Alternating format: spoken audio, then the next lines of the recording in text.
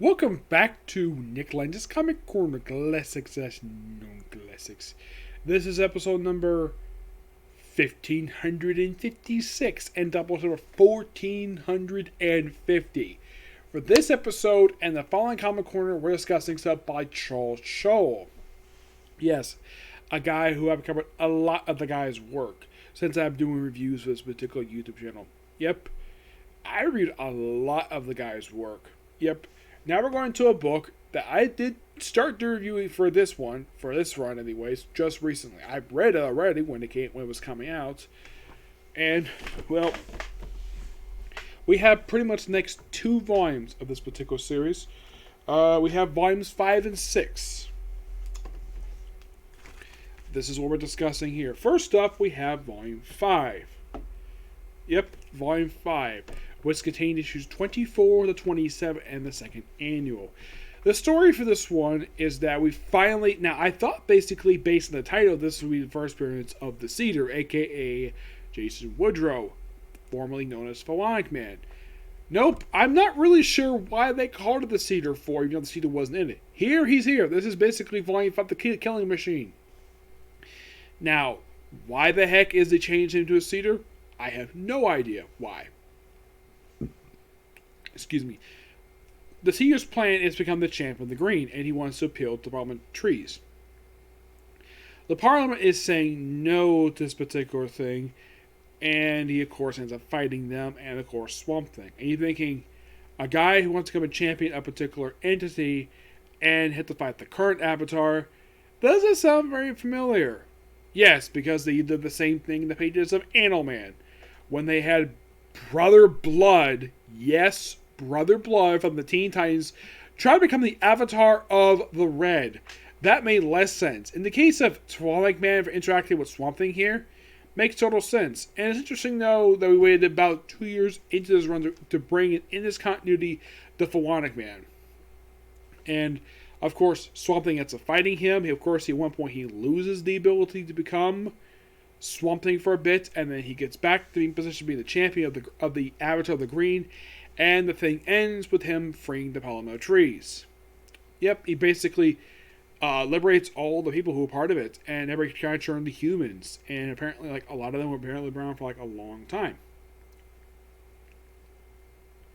Yep, and that's pretty much how I can say what happened in here. It's just really good. Now, if you're wondering what the Cedar looks like, that's him right there. Yep, that is the Cedar, a.k.a. the Philonic Man. Yep. I get this book a 9.5 out of 10. Next up, we have the Sureen. Yes, this contains issues 28 to 34. Yeah, 2034 and Aquaman 31. No, pages from Aquaman 31. Why is Aquaman 31 here? Because Aquaman is fighting Swamp Thing for an issue. Yeah, this crosses over with Aquaman because he had a problem with Aquaman had a problem with Swamp Thing because there was something in his own title. So he fights him here, then goes back to his own title, to his own thing. And of course, he teams up with one member of the others in this particular storyline. Mostly the storyline deals with the aftermath of the Killing Field, where the 4 members of the Parliament Trees are trying to adjust new life. That's the simple kind of gist of the storyline here. At least one of the members could, and also during the course of the storyline, we also have this mysterious being trying to kill out the former members of the Parliament Trees. And that's a good gist of the story. And aside from that, we do have the debut of a new character. I think her name is Conquering.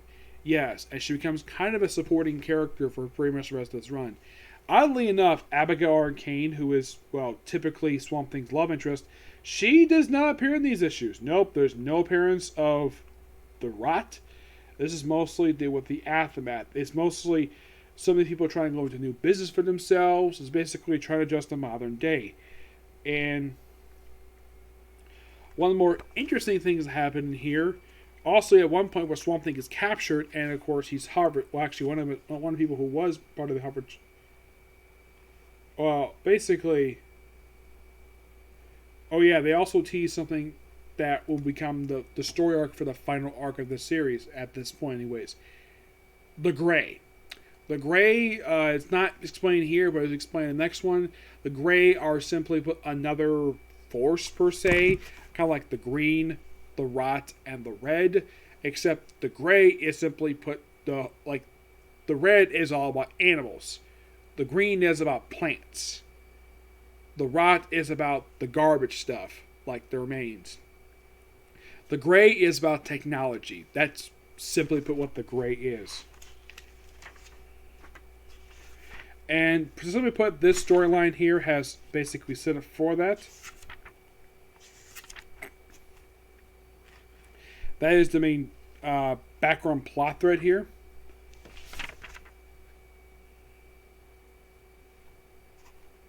Oh, and by the way, the member he picks with him is Yura. Yep.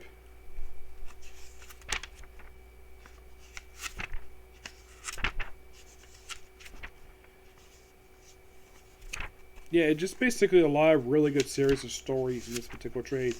Yeah, it's just really good. Now, in the next story arc, we get appearance by an old friend, which I'll explain that in the next comic corner. And then we have debut of this guy here, known as Cackless. Yeah, he is part of the Gray, and the whole point of this guy here, set the final story arc. That's simply what it is. Mm-hmm. Yeah, the Sureen. Yep. But I gotta say, this actually is really good.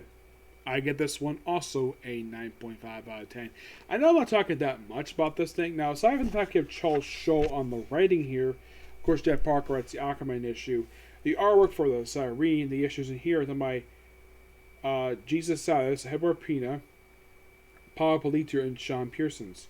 You can see there's the cover art for this one here.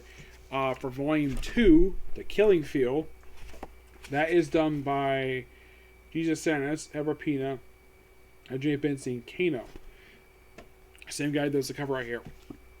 Excuse me, yep. We're just moving along throughout Charles Shaw's run for Swamp Thing. His run is really good. And here's a strange little factor when it comes to Charles Shaw's run on Swamp Thing. He had by far one of the more lengthier runs of the book. I mean, the longest run still today is Alan Moore. Yep, Alan Moore still to this day has got the longest run on the title. Yep, he has the longest run. And you're thinking, really? Yeah, really. Alan Moore did like about 45 issues. He did skip like 2. So he did roughly about 43 issues. It's by far the longest run in the history of the title. Is there anyone that comes close to it? Well, I'd say it's probably Charles Shaw's run. Yes. Because this one was 22 issues. Mm-hmm. Excuse me. I would say the only one that comes really close to this one as being a pretty lengthy run is probably Mark Millar's run. When he does it by himself with issue number 144, he's in the book solo-wise from that point up to issue 171. That's roughly about 28 issues. So I'd say that is probably the second longest run in the history of the title. Yes. I would say this one is definitely the third longest, I'd say. Mm-hmm. Yes, it is the third longest out of the entire run. Out of all 7 volumes of Swamp Thing, yes. Out of the 7 volumes of Swamp Thing, this is by far the third longest run. Because a lot of the other writers did not have lengthy runs for the series. Some had runs here and there. Some skipped an issue, per se. I mean, you could say Nancy Allen Collins. She had a pretty lengthy run. Started with issue 110. Goes straight to 138. That could be potentially the second longest run of the title. Right there. That's like about almost 30 issues. Right there. But there was a couple issues that were skipped. Like 116 and 116. So that could be the second longest run in history title. That's roughly, if you take away like those 2 issues, about 29. I'd say it's about 27 issues per se. So if you have that in there, that is potentially the third longest. This could be like the 4th longest, but it is a pretty lengthy run. He had you could say he had probably one of the longest ones since the original volume. Now, as for why in the world this volume ended at issue 40, don't know. I will discuss that more when I get a chance to talk about the final trade of this volume. Volume 7. Yep, but I love Charles Schultz's run for Swamp Thing. It is really good. It's a good continuation of what Scott Snyder set up for the run. But I just kind of thought it was weird, though. Like, anybody reading this, like, reading that second volume that Charles Schultz did, it's so similar to the final story arc of Animal-Man Volume 2, which is done by Jeff Lemire. Like, I'm not sure if this was done by sheer coincidence that we have two very similar stories going at the same period of time, but here's the unique difference between the two of them. In the case Animal-Man, his series ended, and also the leadership of the Avatar, the leadership of the Red, what wasn't destroyed by the Avatar like it was in the pages of Swamp Thing. He destroyed the Parliament trees. He destroyed like the base that basically made him, and freed the people who were trapped as part of the Parliament trees.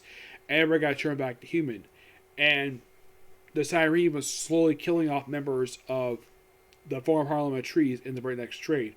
But it felt as though it was just a continuation of what was established in the old Steeder storyline. But it was a series of stories. That's mostly what the Sureen is. A series of loose connected stories spread out over the course of 7 issues. But in my opinion, really good stuff.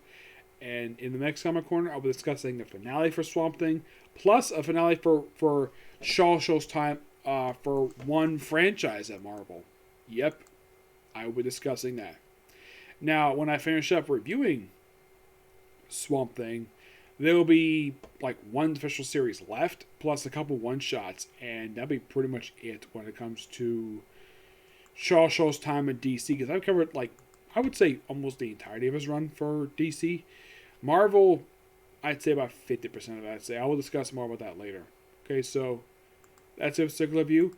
Next review is going to be a review of the newest episode of Case Closed. Okay, next video. Bye.